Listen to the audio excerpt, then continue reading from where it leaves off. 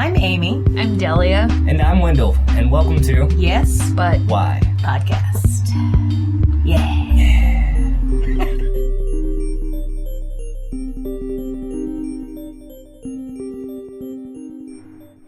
Thank you, Kevin McDonald, for joining us in the Yes, But Why podcast. I'm nodding. Thank you. Yes. Thank you very much. Today's a special day, not only because we have Kevin, but we also have a guest host, my husband and lead of the podcast Dudes and Beer, Chris Jordan. Hello. Hey, how you guys doing? Thanks so much for having me in. Yeah, absolutely. And then me and Sweet Wendell to rock it in. Yeah. This is early for me. Yeah, it is early in the day. Is morning time. We usually record at night, like after 6 p.m. So this early morning stuff is wild. We're drinking coffee. Delia's at work. I will explain to the microphone. Yes. You see, microphone, I have a flight later today, so we're doing early. Thank you He's very so much, kind to do it on the day of For the all of our flight. microphone listeners out there. Thank you, microphone. Yes. So many of them. Well, cool. Thank you so much for being here. We like to... the purpose of this podcast is kind of to talk to people about the journey of their lives doing art and being a theater artist and what that's been like as a journey. And I feel you bring a lot to the conversation because, you know, you've been doing it for a long time. I was going to say, because I'm old, older people to bring in a lot more than the younger people. It's a fact of life. Sure. It's really funny. I noticed Quentin from the theater had taken a picture with you and then posted this blurb that was very complimentary, but he was like, so I grew up loving Kevin McDonald and Lilo and Stitch and these things. And then I found Kids in the Hall in college, and I was like, oh, man. I was like, ooh. It made you feel we old, were didn't it? peers. Before I read this in my head, I was like, ooh. The biggest Kids in the Hall fans are aged 37 to 42, who were in college when Comedy Central was doing our repeats. Yeah. With 37, 42-year-olds are our market number. Yeah. And I actually found you guys in high school. A friend of mine, I was one of the few people that didn't have like cable. I had basic cable, but I didn't have cable. So I didn't get to see like y'all stuff whenever it came out. Right. But I had a friend of mine that told me about y'all. And he was like, dude, if you like Saturday Night Live and stuff, like, you got to check out Kids in the Hall. He was like, it's by, Lorne the same Michaels. people, Lorne Yeah. Michaels, you know? Not many people saw us when we were first running HBO. We became... I hesitate to use the word success. We became the cult success that we are through Comedy Central. In fact, our first comeback tour... I remember we'd been off the air for like 5 or 6 years, but people thought that a lot of people thought the repeats were for real. So I remember we got off the bus in St. Louis, and all these teenage girls were so disappointed to see how old we were. And they were wearing signs, holding signs, and their faces dropped, and they looked maybe that we were the dads of the Kids in the Hall. Dads in the Hall. It's the new. Everybody just grow a goatee so you can claim you're the evil twin of the Kids in the Hall. Yeah, I grew up like catching the reruns late at night on Comedy Central, and being very confused immediately. I remember just being like, "This is such offbeat humor," and it was so not like Saturday Night Live, but it was just that's what made me keep coming back. I was just like, I need to laugh at that. I had a similar experience when I was young watching Monty Python. When it came out in Canada, I was like 10, and I didn't understand it, but I knew something special was happening. Right. And so I kept watching it until I got it. I got things like the fish slap dance, where John Cleese, where Michael Palin slaps John Cleese with a little fish. Yeah. And then, it's such a great comedy thing, then John Cleese answers by getting a giant fish and knocking him in the river. And even that was weird, but as a kid, I knew that was something to pay attention to. Yeah. That's funny. When I was looking at comedy as a child, it was mostly stand-up. It was like right when cable started, like back in the day, there's 5 channels, and then all of a sudden they're like, there's cable. And my parents were like, we're getting it for you kids to raise us.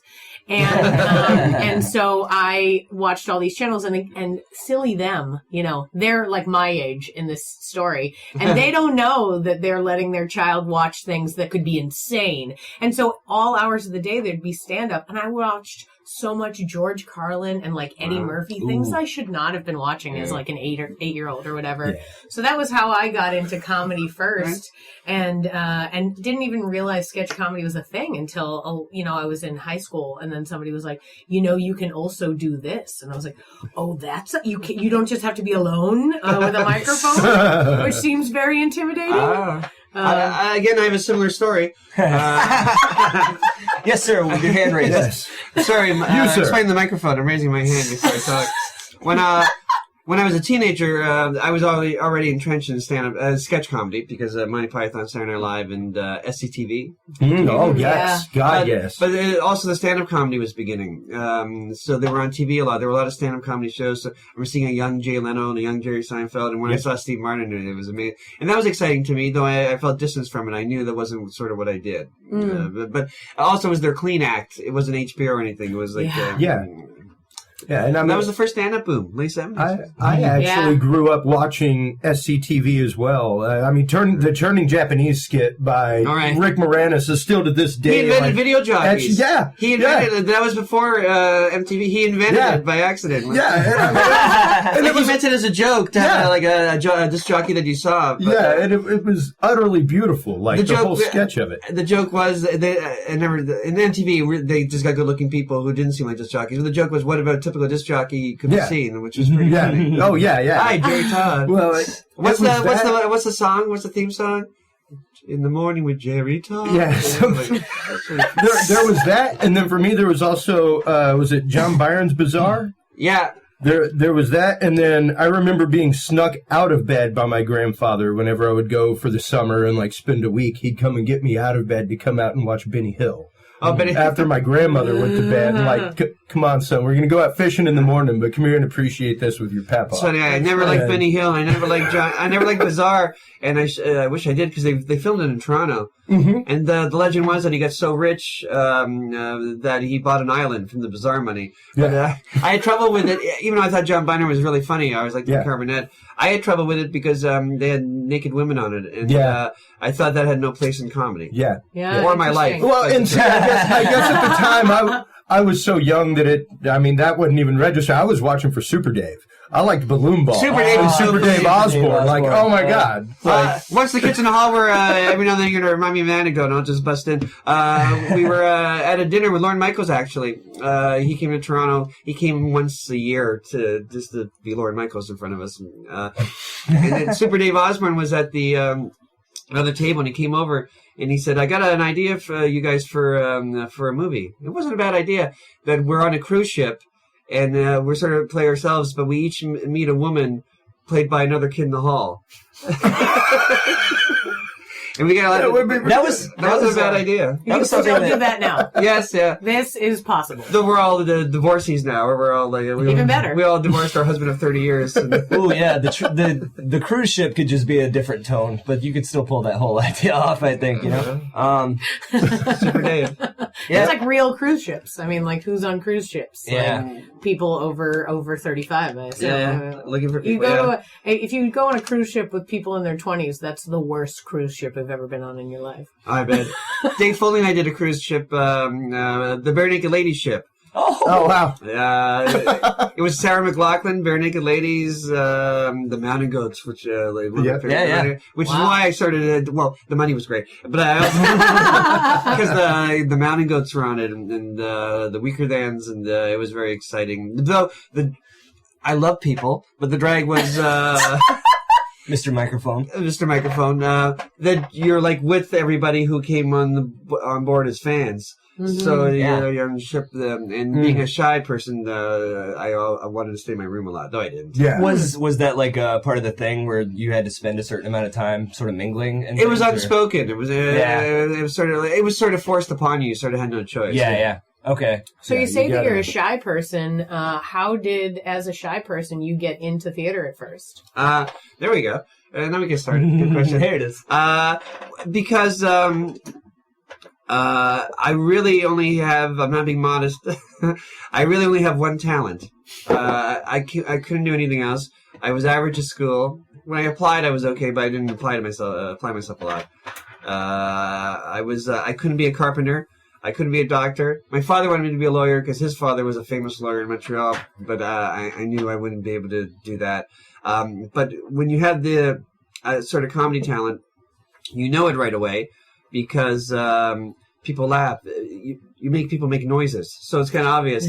And I was making people make noises a lot, and I realized pretty early on that was my bent because I started thinking things about it. At 12, I started realizing that I'm not funny telling jokes. I can't think of jokes, but I'm funny in how I pause and talk. And that's called comedy timing. And then and then my big story when I realized that it was in grade 5 or 6, and we had in our English class we had to we had to write a story and do it in front of the class. And I wrote a funny story about my vacation in the Bahamas where I got a sunburn and got shingles. Oh. It happens to me a lot. I have a sunburn right now, microphone. It got gigantic laughs, and the class sort of loved me for like a couple of days. But I didn't care about that. And a few months later, the English teacher gave us another to write something else. And this was before I was 12, so I thought, all right, I wrote my comedy. Now I'll write my Alfred Hitchcock thriller because I was a movie book. I wrote this thriller about a husband trying to kill a woman, and there's a car chase and stuff like that. And I was really excited. And then the day of the class, I was excited to read it. And then when it was my turn, as I started walking to the head of the class, all the kids were going, "It's Kevin. It's gonna be really funny. Oh my God, Kevin, it's gonna be really funny." And I started like feeling so bad. I have this thing about disappointing people. Yeah. Yes. And so yes. I went to the front of the class. And I pretended to read from it, and I made up a story. It was based on a true story about my football. I was a football player because I was in a house league. And my dad ran the team so anyone could play, and I got hurt in the huddle. I broke a rib in the huddle. So I just started telling that, and they got greater laughs again. And I remember leaving that day walking home from school, resigned to the fact that I guess it's comedy I'm doing. Yeah. Resigned. Yeah. Did you ever get a chance to read your Alfred Hitchcock thriller? You know what? I still had it till I was. Oh, no, I never. No. Never, no. That's sad, isn't it? I had it for a minute. I had it till I was like in my early 20s, and I moved from a place to a place, and I lost it. I was like, give it to me, we'll make it. Yeah. Yeah, it's pretty simple. He tries to blow up the car, and she gets out of the car in time. It's like something. Spoilers. So funny. I left the milk out. Yeah, it was something like that. So what was your first, did you do plays in high school, or what was your first, Yes.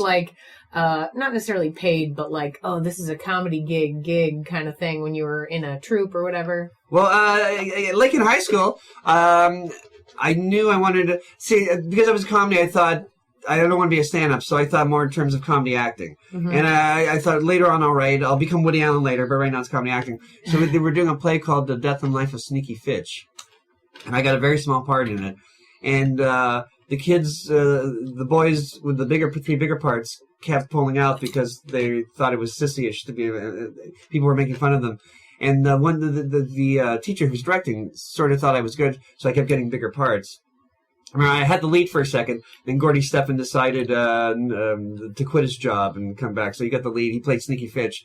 I was the second lead at this point, Doc Birch. And I remember it was another thing where I think, oh, yeah, it's comedy that I'm doing. Because there was a scene. I had a stick horse. It was called Trigger. It was a stupid play. And in one scene, I ride to Sneaky Fitch, and I don't, those things that make you go, I call it an ostick, whatever it's called. I put it in his mouth, and there's quote unquote funny shtick that we do. Now, the guy, the prop guy, I didn't trust, and he was supposed to put the ostick in my medical bag, but I didn't trust him, so I put one in without telling him. And then I was riding a Sneaky Fitch, and then I saw the guy in the wings, the prop guy, panicking, going, I forgot the ostick. Now, I had the ostick in my thing, but then I thought, I thought of an ad lib. So even though I had it covered, I walked to the side of the stage, The trainer wasn't on trigger. Trigger wasn't with me. So I go to the side of the stage. I take the off stick, though I don't need it because I think of an ad lib. And I go, "Thank you, Trigger. You can go home now." And the audience laughs and laughs. And and the director said, "It was the best days in the play." and I thought that was my first brave choice because I had the stick. I could have like gone with the script, but I thought of an ad lib because he was like panicking. And I thought, and then again, I walked home resigned. Yeah, it's comedy. So I guess the reason behind doing that, do you think it was just like an audience loves a break or like loves an inconsistency in the story, or like what made you think that was going